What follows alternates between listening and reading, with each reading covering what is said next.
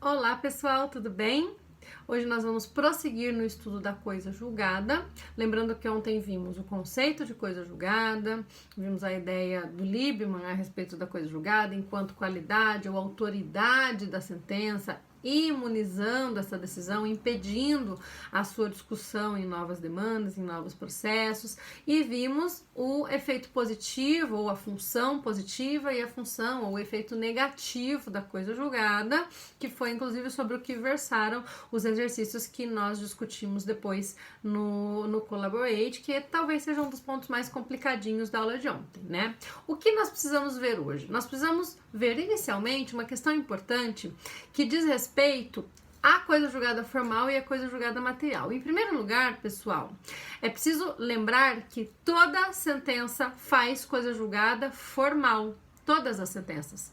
Tanto as terminativas quanto as definitivas. Mas apenas as de mérito, as decisões de mérito, fazem coisa julgada material. Vejam, portanto, que no caso das sentenças terminativas, aquelas que estão lá no artigo 485 do CPC, não há, a princípio, impedimento à repropositura da ação. Mesmo quando essa ação for extinta sem resolução de mérito, por qualquer dos motivos lá do artigo 485, e formar a coisa julgada formal, ou seja, acontecer o trânsito em julgado, a impossibilidade de se rediscutir no mesmo processo o conteúdo daquela decisão, é possível ingressar amanhã ou depois com uma nova ação idêntica àquela, porque aquela decisão terminativa, aquela sentença terminativa não forma a coisa julgada material, apenas as definitivas é que formam. Só que aí nós temos que nos atentarmos para um detalhe bem importante. Existe uma previsão que não havia no CPC de 73, mas que existe no CPC de 2015, desculpem, que está lá no artigo 486 do Código. O que vai dizer o artigo 486? Vai dizer justamente que as sentenças terminativas, o pronunciamento sem resolução de mérito, não forma coisa julgada, não impede, portanto, a repropositura da ação, mas aí, no seu parágrafo 1º, esse mesmo artigo 486 faz uma ressalva importante. Ele vai dizer o seguinte: em algumas das hipóteses do artigo 485, é necessário que a parte corrija o vício que ensejou a extinção sem resolução do mérito, para só então poder propor novamente ação. Isso acontece, por exemplo, no caso de extinção sem resolução de mérito por falta de legitimidade ou interesse de agir.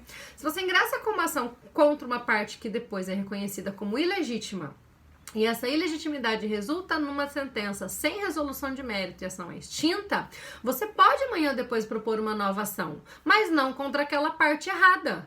Você vai ter que corrigir o vício de ilegitimidade, incluindo ali no polo passivo a parte legítima, para então propor a ação. Acontece a mesma coisa com falta de pressuposto processual. Se uma ação for extinta sem resolução de mérito por falta de pressuposto processual, você pode propor amanhã ou depois uma nova ação, porém você precisa corrigir o vício que ensejou a falta do pressuposto processual. Se faltou uma capacidade, por exemplo, você precisa corrigir a falta da capacidade ou o defeito na capacidade da parte, na capacidade processual, para poder, então, propor ação. Acontece a mesma coisa nas hipóteses de litispendência, nas hipóteses de convenção de arbitragem, enfim, todas aquelas hipóteses que estão discriminadas no parágrafo 1º do artigo 486. Vejam que mesmo nessa hipótese não há coisa julgada, gente. Nós não podemos falar em coisa julgada material para as decisões terminativas, mas apenas em coisa julgada formal. O que acontece neste caso é que existe uma espécie de estabilidade que não é a coisa julgada, mas é uma outra estabilidade em torno daquela demanda tal como ela foi posta. E para eu poder repropô-la, eu preciso corrigir o vício que ensejou a extinção sem resolução de mérito, ok? Esse detalhe também é bem importante da gente lembrar, e ele tem um aspecto prático bem importante. Quando nós formos estudar, por exemplo, a ação rescisória, uma das discussões que nós faremos é o que pode ser objeto de uma ação rescisória, né? Será que uma decisão determinativa pode ser objeto de rescisória? A princípio, não. Mas lá nós também faremos uma ressalva relativa a essas decisões de que eu acabo de comentar com vocês, que estão ali no 486, parágrafo 1º, ok? Deixemos lá para depois, para as aulas da ação rescisória. Mas isso para vocês entenderem compreenderem. Como compreender isso agora é importante para o que virá depois aqui nos nossos estudos, ok? E uma ressalva importante, pessoal, também que vocês têm que tomar cuidado, é que a todo momento nós falamos sentença, né? A sentença faz coisa julgada, só as sentenças definitivas é que fazem. Só que após o novo CPC, né, com a vinda do CPC de 2015, vocês já sabem que nós falamos hoje muito mais comumente em decisões interlocutórias de mérito, né? As decisões interlocutórias de mérito, como por exemplo aquelas que são proferidas lá nos termos do artigo 356 do julgamento antecipado parcial do mérito. Ali nós temos a decisão interlocutória de mérito. Nesses casos, nós também temos que falar em coisa julgada, né? A decisão parcial de mérito é uma decisão de mérito que tem por conteúdo as hipóteses do 487. Ela não é sentença, porque ela não coloca fim à fase cognitiva do processo em primeiro grau. Porém, ela é uma decisão que tem um conteúdo de mérito. Então, ela forma também coisa julgada, material, tanto que ela pode ser hipótese de ação, objeto de ação rescisória, como nós veremos também lá nas aulas de ação rescisória, ok? Então, todas essas ressalvas são importantes, tá? É importante vocês compreenderem que, ao falarmos de coisa julgada material, queremos imunizar todas as decisões de mérito no processo. Sejam elas sentenças, sejam elas decisões parciais de mérito. A elas também se aplica tudo isso que nós estamos vendo com relação à coisa julgada, ok? Seguindo um pouco adiante, nós precisamos agora olhar para os limites objetivos da coisa julgada e depois, na sequência, num outro vídeo, falaremos sobre os limites subjetivos da coisa julgada. Qual a diferença entre eles? Quando eu falo sobre limites objetivos, eu estou perguntando o que dentro de uma decisão de mérito é que se tornará imune pela coisa julgada.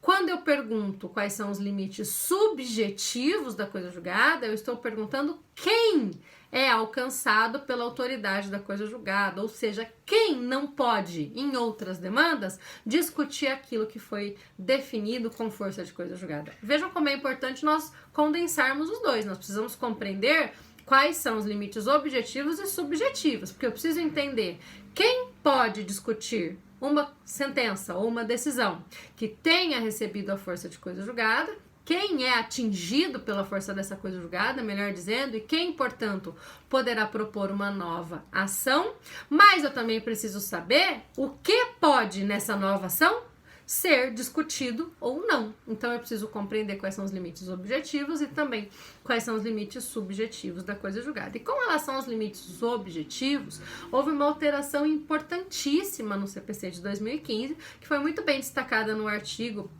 do professor Talamini, que eu passei para vocês lerem na aula de hoje, né, e que diz respeito justamente a esse alcance objetivo daquilo que faz coisa julgada dentro de uma decisão de mérito.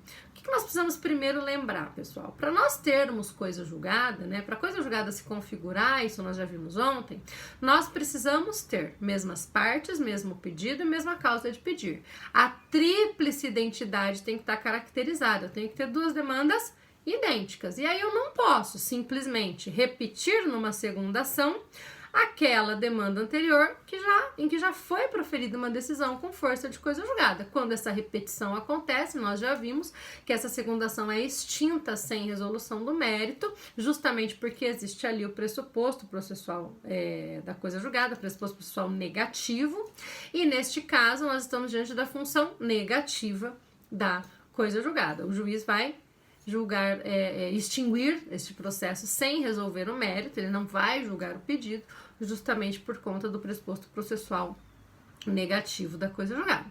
Porém, não é só isso, né? É muito mais complexo do que isso e nós precisamos compreender exatamente quais são, afinal, esses limites objetivos da coisa julgada, aquilo que se torna imune pela autoridade da coisa julgada. Uma primeira análise que nós temos que fazer é a seguinte: eu não vou poder rediscutir novamente aquele pedido formulado na primeira ação a partir daquela mesma causa de pedir que foi posta. Por isso que eu preciso compreender quais são os elementos dessa demanda. Havendo uma mesma causa de pedir que justifique um mesmo pedido, numa nova ação, eu não posso admitir essa ação.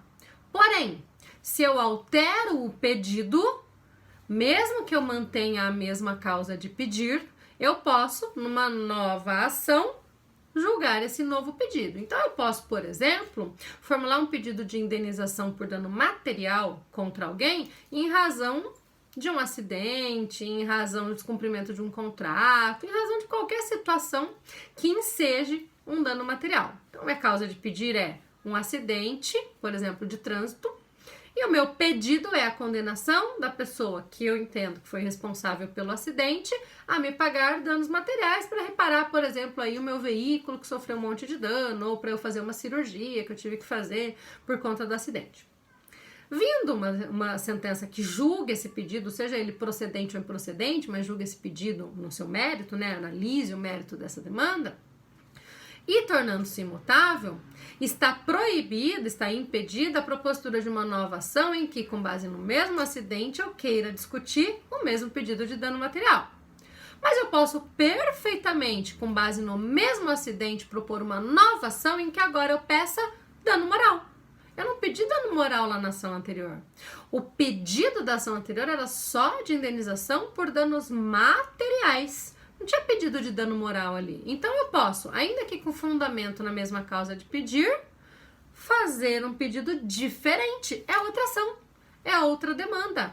Portanto, é possível analisar esse pedido de dano moral formulado nessa segunda ação, porque eu estou diante de demandas diferentes. Tudo bem? Então é por isso que é importante nós entendermos aí a ideia da tríplice identidade. Se nós tivermos ali uma configuração diferente nessa demanda, eu posso perfeitamente propor uma nova ação com base num outro pedido, ainda que com base na mesma causa de pedir. Assim como eu posso formular o mesmo pedido com base numa causa de pedir que eu não trouxe anteriormente. Eu posso propor uma ação pedindo a declaração de nulidade de um contrato com base em um determinado vício que eu aleguei na primeira ação, um vício de consentimento como o erro, por exemplo, e havendo julgamento de improcedência desse pedido, numa segunda ação eu formular o mesmo pedido de nulidade, mas com base numa outra causa de pedir, por exemplo, coação. São causas de pedir diferentes. Lembram da causa de pedir? É o fato nuclear, né? O núcleo da causa de pedir é o fato, é ele que vai caracterizar a causa de pedir. Se eu mudo a causa de pedir, eu tenho outra ação. Então, se o meu pedido de nulidade do contrato foi julgado improcedente com base no erro, e eu proponho uma nova ação pedindo a nulidade do contrato, porque também houve coação e eu não falei da coação lá atrás, eu estou trazendo uma nova causa de pedir. E ao trazer esta nova causa de pedir, eu trago uma nova demanda. Portanto, essa nova demanda será admitida. De novo, fica claro para vocês a importância de se compreender a tríplice identidade. Se eu mudo um dos elementos da demanda, não posso impedir a rediscussão daquele pedido que, na verdade, está dentro agora de uma demanda diferente. É uma demanda diversa daquela que foi primeiramente apresentada, ok, pessoal? Prestem bastante atenção e anotem as dúvidas de vocês, porque isso realmente é muito difícil. É um dos pontos mais complexos, sem dúvida, de tudo que nós vimos até agora, e dentro da coisa julgada, talvez os limites sejam realmente uma das partes mais complexas também, ok? Espero que até aí tudo bem. Se não está tudo bem, amanhã nós conversamos e tiro todas as dúvidas de vocês a respeito. Vamos prosseguir um pouquinho mais. Eu falei para vocês que os limites da coisa julgada têm que ter relação com a ideia da tríplice identidade. Então, se eu mudo um elemento, eu altero a configuração da demanda e, portanto, eu não tenho ofensa à coisa julgada, eu posso analisar esse segundo pedido. Só que aqui nós temos que olhar com uma lupinha um pouquinho mais de perto a questão da causa de pedir. Por quê, gente? Nem sempre uma nova alegação vai caracterizar uma nova causa de pedir. É isso que a gente tem que entender aqui, tá?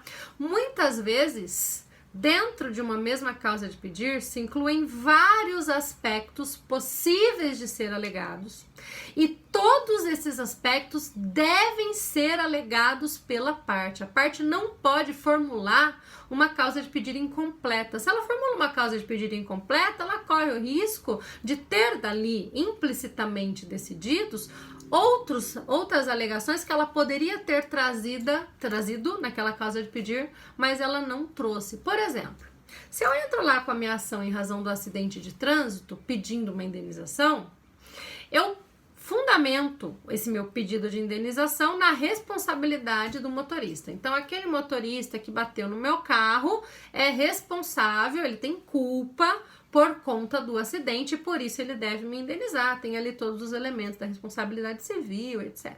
Ok? Por que ele é responsável? Ele é responsável porque ele passou o sinal vermelho, ele é responsável porque ele estava embriagado, ele pode ser responsável por uma série de motivos, de alegações, de fatos que ele poderia trazer, mas que não necessariamente eu trago para o processo, né? Eu posso, por exemplo, propor ação contra ele dizendo que ele é responsável porque ele furou o sinal vermelho. Ponto. Só alego isso. Mas depois, aí eu perco a ação. O juiz entende que a alegação de sinal vermelho não foi provada, eu não demonstrei, então eu julgo improcedente o meu pedido de indenização, entendendo que não houve responsabilidade do motorista. Mas aí depois eu vou olhar o BO e consta ali que ele estava embriagado, o cara fez bafômetro e deu ali que ele tinha bebido, né, no momento do acidente, por isso que inclusive aconteceu o acidente. Mas eu já tinha essa informação lá atrás. O que eu tinha que ter feito? Eu tinha que ter constituído a minha causa de pedir, ou seja, a responsabilidade do motorista pelo acidente, com base em todos esses fatos, em todas essas alegações que compunham a sua responsabilidade pelo acidente. E isso inclui o passar no sinal vermelho e também a embriaguez, eventual excesso de velocidade. Todas as possíveis alegações que constituem aquela causa de pedir deveriam ter sido trazidas por mim. Se eu não trouxe no momento oportuno, eu não posso trazer mais. A coisa julgada alcança tudo aquilo que integra a minha causa de pedir e que eu deveria ter trazido para o processo e não trouxe. Essa regra tem um nome, é a regra do deduzido e do dedutível, ou seja, inclui-se na autoridade da coisa julgada, a coisa julgada alcança tudo aquilo que foi deduzido pela parte com relação à sua causa de pedir e tudo aquilo que poderia ter sido deduzido pela parte, mas que não foi. De novo, relativamente à sua mesma causa de pedir. Se eu trago outra causa de pedir, mudou. Por isso que lá no exemplo do contrato, o erro é uma causa de pedir, a coação é outra. São fatos completamente diferentes que caracterizam causas de pedir autônomas. Em uma delas eu alego o erro, na outra eu alego a coação. Aqui eu alego a responsabilidade pelo acidente com base na embriaguez, com base no fato da parte ter passado um sinal vermelho, ok? Então, a regra do deduzido e do dedutível, que vai aparecer ali no artigo 508 do CPC, e que aparecia já antes, lá no CPC de 73, no artigo 474, é bem importante, porque ela mostra que a parte não pode ficar guardando alegações na manga, né? Ela não fica guardando cartas na manga para apresentar essas alegações depois, caso ela perca a ação. Tudo aquilo que ela tinha para trazer relativamente aquela causa de pedir que fundamenta o seu pedido, ela tem que trazer. Agora, havendo outra causa de pedir, aí ela pode formular um outro pedido, ok, pessoal? Isso é bem importante, essa regra é muito importante, ok? No mais, com relação àquele mesmo pedido, os motivos que foram apresentados pela parte, toda a sua causa de pedir não pode ser utilizada para novamente se discutir aquilo que foi imunizado pela coisa julgada. Essa é a ideia da eficácia preclusiva da coisa julgada, né? Ao se tornar imune aquilo que está no pedido, nós acabamos por tornar imunes também tudo aquilo que constituiu aquele objeto do processo, aquela pretensão processual qualificada por aquela causa de pedir, que não vai mais poder ser objeto de discussão em outras demandas. Lembrando que se eu altero o pedido ou se eu altero a causa de pedir, aí eu estou diante de outra demanda, aí eu não tenho que falar, eu não tenho como falar em coisa julgada, em possibilidade de discussão. Ok, pessoal? Essa é a ideia por hora dos limites objetivos, mas ela não acaba aqui. Daqui a pouquinho eu volto para nós continuarmos conversando sobre os limites objetivos da coisa julgada. Até já!